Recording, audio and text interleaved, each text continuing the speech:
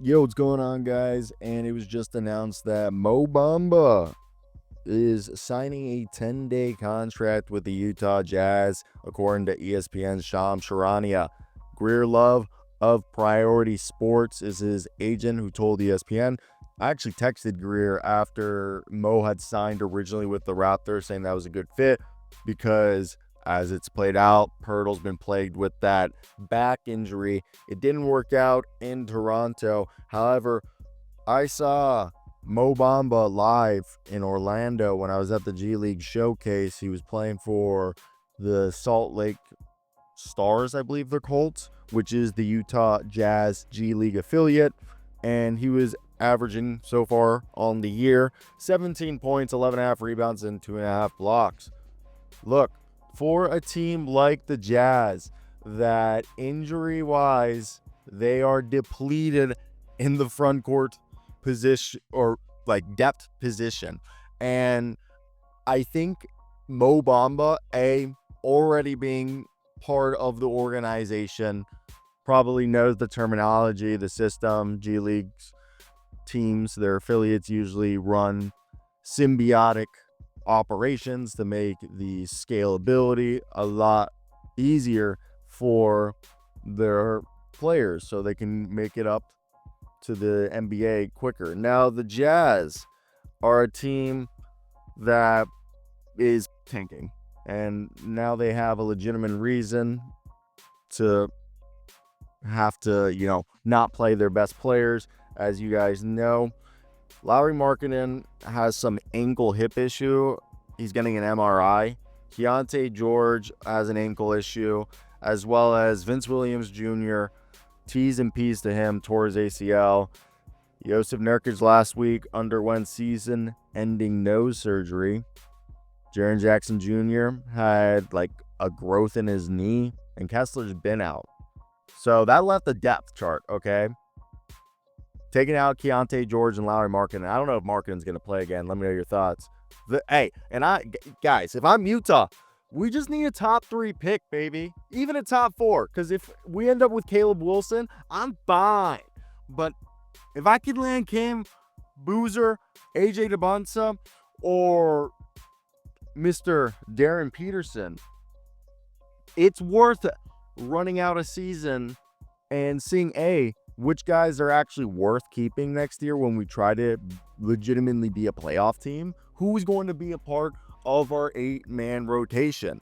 And Cody Williams, started watching more tape on him this year after you guys pointed out that he's made some. First off, he looks like he's starting to fill out his body.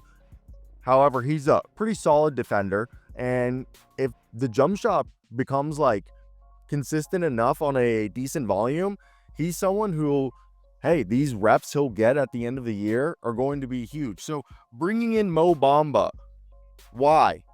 Like, this is, if Lauri Markkanen's out, you're left with Kyle Filipowski and Kevin Love. And Filipowski's been great, all right? And they have Shwebe, but Mo Bamba now gives you another guy, because this team was small. Like, think about it. Outside of Kyle Filipowski and Kevin Love and Shwebe, they had Bryce Sensabaugh, Blake Henson, who Blake Henson should have been in the NBA for a minute now.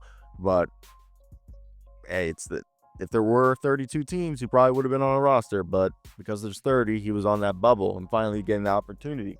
John Conchar is a guy that I think is underrated, but he's not a big man, nor is Blake or Bryce. Svi Mikhailu, Cody Williams, Ace Bailey are all wings. Same thing with EJ Harkless, Isaiah Collier, and Keontae George. So, to me, when you look at the Jazz, they had no size. Kevin Love is 6'10", and father time has gotten to him, regardless of like him being effective or not, or just being a veteran presence in the locker room. I think, to me, the biggest and the most interesting is Mo Bamba could get some run. Like, are we going to see some Kyle Filipowski lineups with Mo Bamba? Like, if Bamba can just focus on blocking shots and getting rebounds, that's what I think is going to allow him to rebuild his value to potentially, and this is what it's all about, letting him rebuild his value by playing well for a tanking team that then he'll be able to sign a guaranteed contract and be on in the offseason and be on a roster on opening night. That 7'10" wingspan is great. And he's shown like he can be an all right 3-point shooter that's like above league average. And I don't think there's anything more he's going to do than that on offense. But look, just having a body out there who can do that is going to be enough of a help. Because in the NBA, if you just don't have size, it's going to be really rough. Like, go back and watch the tape of the Wizards before they got Alex Sarr, and they were running Danilo Gallinari at center. Have you ever seen Danilo Gallinari play center at like 38 years old? It's not pretty. So that's basically my thoughts right there. And I actually have no problem with the Jazz are tanking. I actually don't have a problem with tanking in general. I understand it. I've always wondered, like, my one change would be is some of the stuff I've read is there's some creative ideas. Like, there's that one formula. John Hollinger had it in a recent paper when he mentioned and sourced the paper that's coming out, where it's basically there's two ways. He had one where he came up that like 35 wins. Once you hit that, you basically start it was like basically more wins at a certain threshold lead to more better lottery standing. I digress. It's not like it's a point of contention. I'm just saying I'm not disparaging the Jazz for strategically tanking one of the greatest top 4 draft prospect drafts in recent memory. Now, they are the worst in opponent points per game, 30th. They're actually 7th in scoring offense.